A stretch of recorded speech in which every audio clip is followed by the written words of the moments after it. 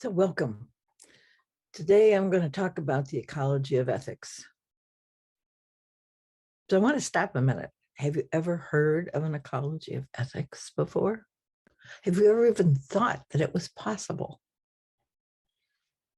Why do ecology and ethics seem to be strange bedfellows? That's what we're going to talk about today. But first, we have to start with living systems. So understanding living systems is the key to all of this. And I'll tell you why I love it so much. We have great difficulty getting agreement about the ideas that we come up with, especially when they look different. We often feel that we have to choose one idea over another. We often feel that we have to be right or we're wrong. And so those dualities, those commitment to dualities that we have undermine our ability to mesh and to see similarities with each other. So systems thinking, living systems thinking, is a scientific, objective way of looking at the world that is a descriptor of the natural world. It is describing what we see when we look at living things. So for me, it takes us out of the, gee, it's good to know, or yeah, you can learn it or not learn it, life goes on, or this isn't like anything else, or other things contradict it, because it's how life works. So it just is. It is the way things work. And when you understand that, at least this has been my experience, when I understand that, so many other things become clear, and I can learn to work with it instead of resisting it. And I can notice my resistances when I understand that the game is to play together. So I'm going to start with this. It's really, really basic, but it really shows for me the dynamics that we ignore that get us into trouble or have gotten us into trouble in the past. So the first is the understanding that living systems are wholes composed of parts. Well, duh, except think. Our body is a whole, and it's composed of parts, right? We have hands and feet and fingers and toes and eyes and noses and all of that. But more importantly, we're a whole in which another whole lives, bacteria and viruses, bacteria in particular, that we are symbiotic with. Your gut bacteria, you've heard that phrase. So that means there are living organisms that are not you in your tummy that make it possible for you to live because they help you digest your food. It's a symbiotic relationship. So we've not merged in that we've become one. There are examples of that. But we've agreed to live together as two and to support each other's life. So we're a whole composed of parts. The earth is a whole composed of parts. Parts of one system cannot fit into another system. And we really are struggling with that medically, because taking a heart from one person and putting it into another person doesn't necessarily go very well. We don't accept parts from other living systems, whether they're from people or pigs. And we're working to shift that Not so sure that's a good idea, even though I know we want to live, we don't want to die. That's a subject of a whole other talk. But parts of one system don't fit into another. Now, it's fairly clear when you can see the systems. So the issue with values is that they're invisible systems. But these principles still apply. That's why I'm taking the time to go through them. And you'll hear me talk about it a whole lot because it's so relevant. It explains so much when you get that this is true. Both parts and wholes can self-create and actually must self-create. So if your cells don't continue to do their thing, to replicate, to repair themselves, to do all the things that cells do, we'd have a problem. In fact, we do have a problem. It's called sickness when that happens. And we can self-create. We call it procreate. But yes, we can do that too. But that is true of Earth. Both parts and wholes can self-create. Amazing. But all agree to keep life flourishing. When they don't agree to do that, we got a problem. So when your cells stop paying attention to life flourishing, we call them cancer. And I'm sure there are other names as well. They stop listening to how to be part of the system. And that's not good. It doesn't work. So I would ask you, how do we agree to keep life flourishing? And that's a many-leveled question. How do you agree to keep life flourishing? What do you do in your daily life that ensures that life continues to flourish? What do you do in your daily life that doesn't do that? Really pay attention. It's very important.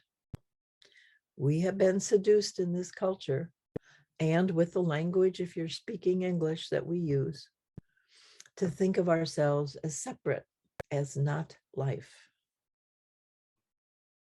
Alive, yes, but not life.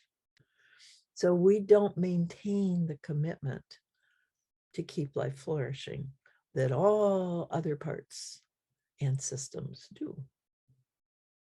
That is why we are where we are. So I think this is key, foundational, and critical to understand.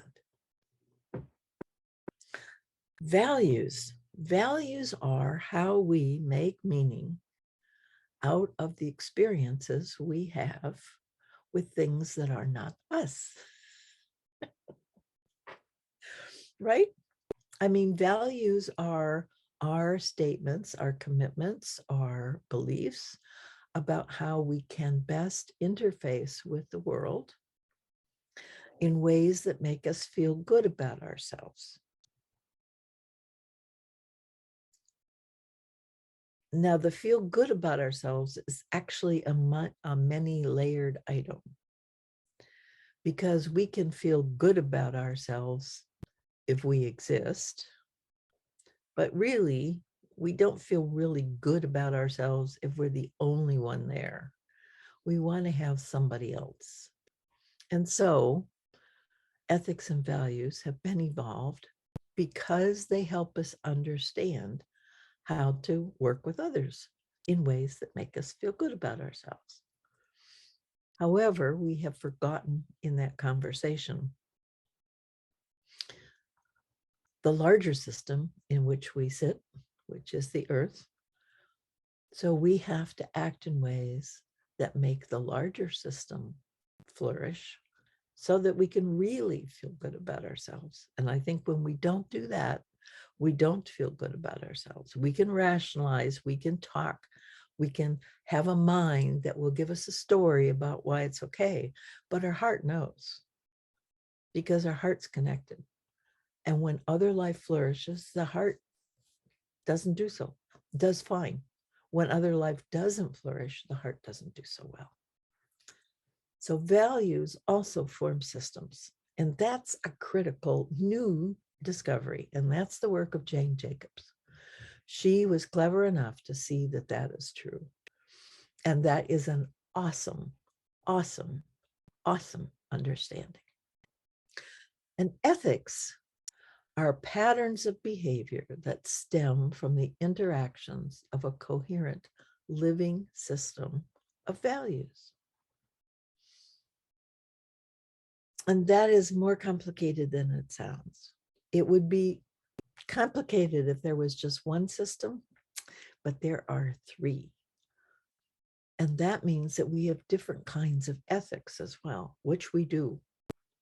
That has bothered me my entire life.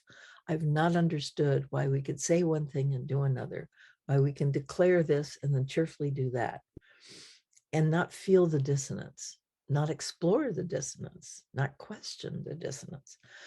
And it's because we have more than one system of ethics, more than one living system of values.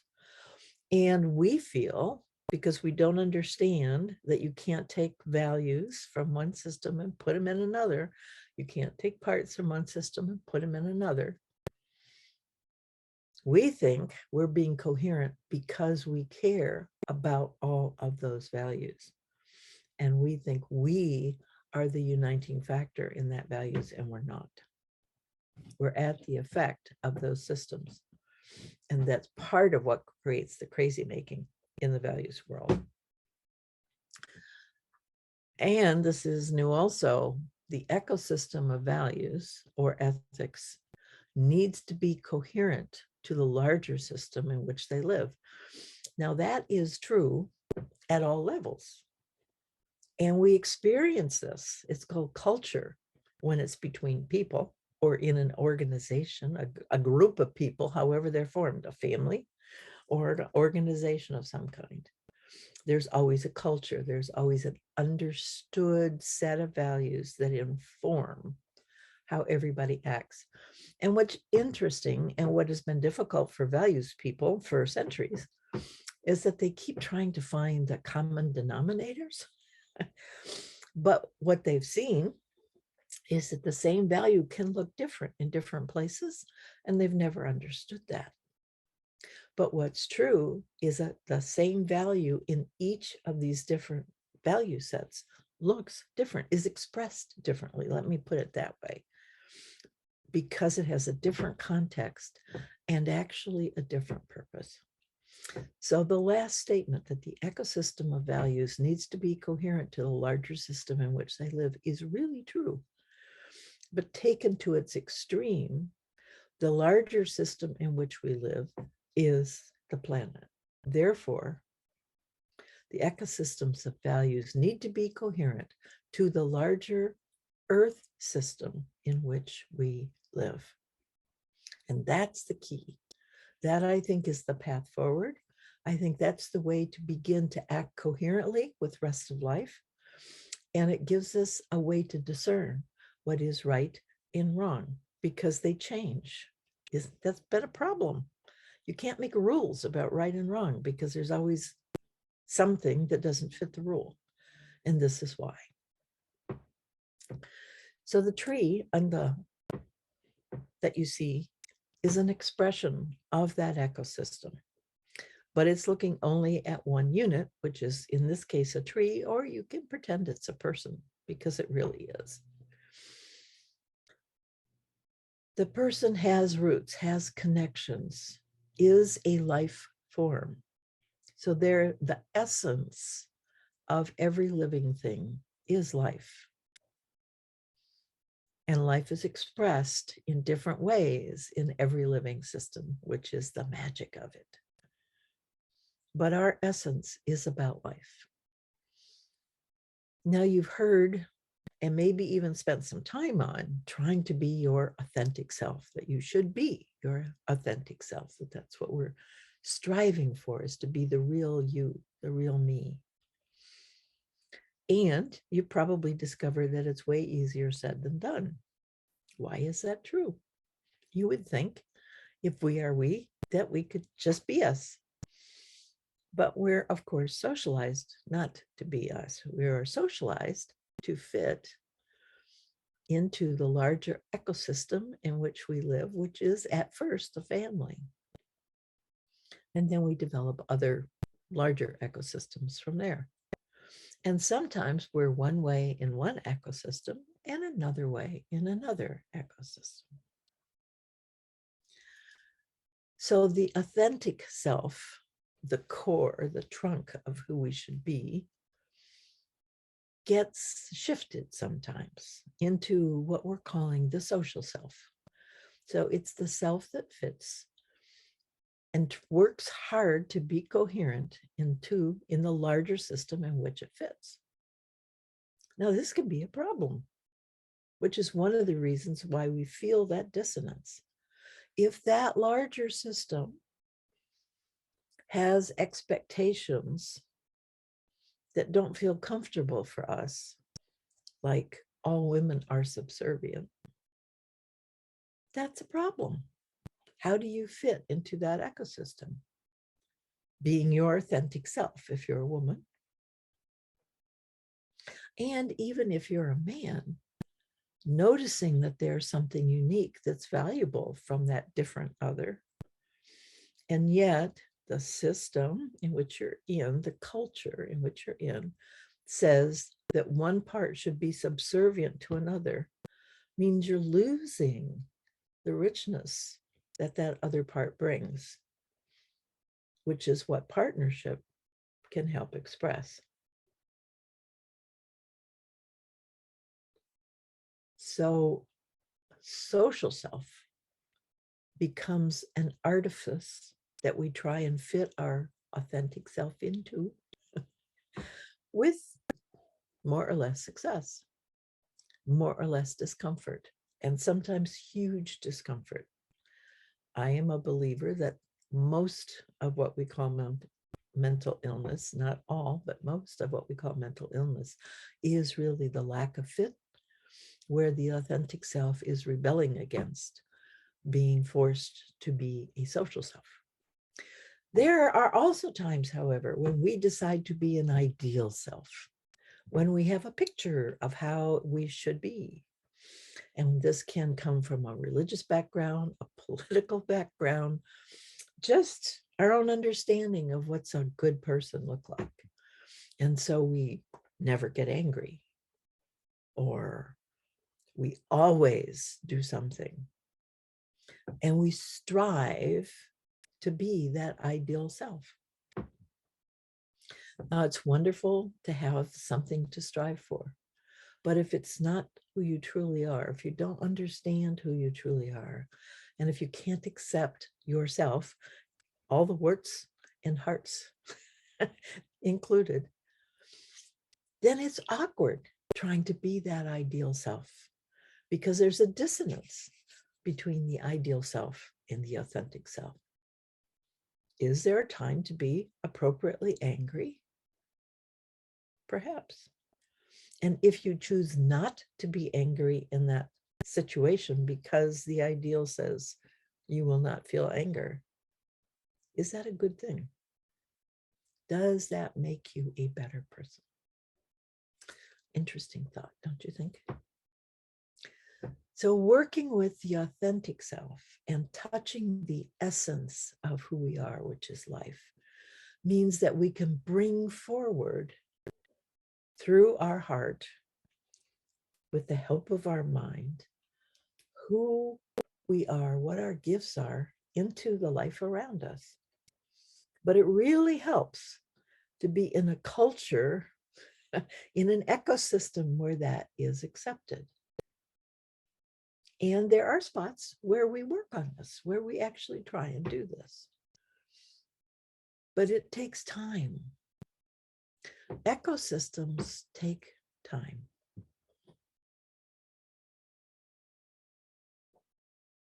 It takes time to fit, to change your agreements. It took us millennia to create those agreements with the bacteria in our tummy. So we didn't kill them with our stomach acids, and they actually allowed us to better digest our food. It takes a long time and a firm commitment to do that. Life has been on this planet for 3.8 billion years. And in all that time, we're still working on those agreements. Something new comes up and we have to rethink everything all over again. And then humans come up and decide we're not going to abide by those agreements. So that leads me to the prime directive, that all actions support the creation of conditions that support life. Isn't that interesting? This is the work of Jeannie Benyus. This is what she has seen life do in biomimicry. And the suggestion would be that we should do it too. And I would urge you to really think, not think, to notice deeply how you talk, the language you use, how you think, and whether those thoughts and that language and those expressions that you're engaged in are really coming from a place of connection of us, or if they are coming from a place of separation. Now, there's a little caveat here because English is a language designed to separate. The very word it is a separative word. It means not me. So think, pay attention, listen more deeply to what you say and what you think, and just see how often you're coming from a place of connection or a place of separation. So we talk about ethics, and I mentioned that there were 3 different kinds of ethics. So when you're trying to protect yourself, you're allowed to kill for that reason. It's perfectly fine. We've codified that into law. We know there's an appropriate time to kill someone else if they're trying to kill you. Survival dictates, fear dictates, or appears to dictate that you should do something like that. However, when you look at the natural world, it's very rarely that an animal or another life form kills without needing to eat. Kills to eat, yes. Does not kill for any other reason. We are the only species that can kill for other reasons, even for fun. Imagine that, killing for fun. What an interesting juxtaposition of words. There is an ethic that stems from really trying to succeed, to win. And we do some interesting things in order to ensure that we win, don't we? We cheat, we manipulate, we prevaricate, we do all sorts of things to win. And we can feel good about ourselves in doing that if winning is a good thing. Whether it's tied to survival, it means that I survive and other people might not. Or if it means my side wins, other people might not. So we justify all those values in the name of winning, because that's the system we're in. But the other system, the bigger system, that says that all actions support the creation of the conditions that support life, is a bigger system. It requires different actions. And yes, sometimes killing is allowed there. We have to eat. But that's when killing is allowed. That works. Dying happens in lots of different ways, and it's also important because it makes room for new life. So there's a different ethic there. And I'm here to suggest that it is an ethical imperative that we have been sorely lacking, that all our actions must create the conditions that support life. And so far, they don't. That's the problem. That's what's gotten into us. And we can see that. We know that's true. So all actions need to create the conditions that support life for us to be ethical beings. We need to be life-centered, not human-centered. And what's interesting is that if you're life-centered, you're making humans thrive too. You're not doing things that make it difficult for humans. But by focusing on humans, we can make things so difficult for other life. Doesn't work in the long run. In the short run, yes, absolutely, but not in the long run. And that's where we are. We've gotten so big. We take up so much space on the planet. We require so much from the planet that our taking from other lives are no longer fitting. And fitting has to do with rhythm. It has to do with time and speed. We've overshot. That's our overshoot. There are other, and in doing that, we have overshot the other systems of the life of the world. So we need to bring ourselves back into balance, which means being smaller, being more responsive, more in sync with what naturally happens, taking time, being patient, and working to fit. That's what ecologies are, is fit. It is trillions of life forms that have gotten together in a particular space and decided to live together over time. Now, if you have a particular wild place, it doesn't even have to be wild, but a place that sort of is untended, let me put it that way. And if you watch that space over time, you will see the plants move through. Different plants come and go. They come and go. They come and stay for a little bit, and then they leave, and something else comes up. Because that space has different needs at different times. So different actors come in to contribute their gifts, and then they go somewhere else where they're needed. It is not static. It is vibrantly changing. So learning to dance with that change and allow it to happen is life-centered. Human-centered is standardization and trying to fix things and keep things in a certain way. That doesn't work. If you keep things too steady, too unchanging, they die. That's what death is. It's unchanging. It's gone. It doesn't ever change again.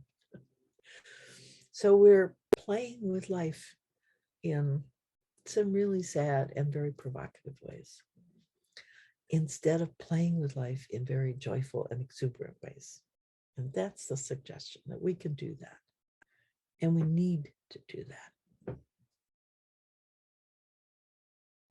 So the ecology of ethics suggests that our values need to be consistent with the Earth's efforts to keep life thriving. And that's what Earth values are all about. So I urge you to use the card deck, to take classes, to work together to think through situations that are confounding, where we find we have too many different connections, concerns, to make it clear what exactly the next step is. That's where others really come in helpful. And where tools like understanding Earth values, being able to see what the Earth does, and then ask, how does that apply to the situation that I'm in?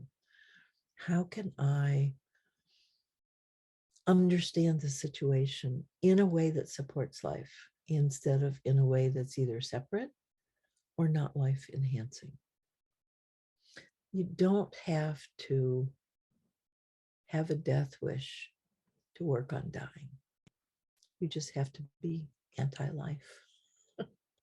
It'll get you to the same place. And it does. In my own experience, that's what my cancer journey was all about, was my wanting to disappear because I felt dismissed. It was not life enhancing. Tell me, trust me, it was not. But you can change your mind. You can change your understanding. We are self-making creatures. That's what autopoietic means. Self-making. We do it all the time with every thought, every decision that we have. So learning to be self-making, that's what Think Positive is about. It's not never acknowledging the negative, but not wallowing in it, not, and we do, oh my God, it's so horrible.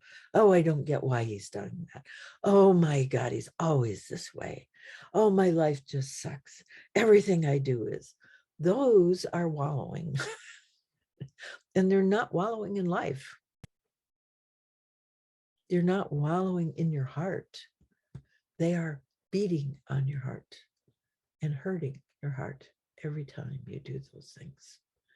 So self-make in a way that gives life to your heart. Care. Just care. Be reverent. Be appreciative. Have gratitude. These are the things that bring life forward. So our values need to be consistent with the Earth's efforts to keep life thriving. She will help. You can ask her, got a tree? Go to any tree and ask. Go to a bush, a rose bush, a dandelion. Whatever really connects you to the thread of life that we are all part of. Ask its help. Ask its support. Give it what it needs, and it will give back so much. Life loves. Love is life. The two, for me, are synonymous. You can't take love out of life and have life, and you can't take life out of love and have love. You have to have them both together. They are both another word for the same thing. Our values need to be consistent with Earth's efforts to keep life thriving. So join me on the network. Check out my website, living-regeneratively.world. I look forward to seeing and talking with you. Thanks so much.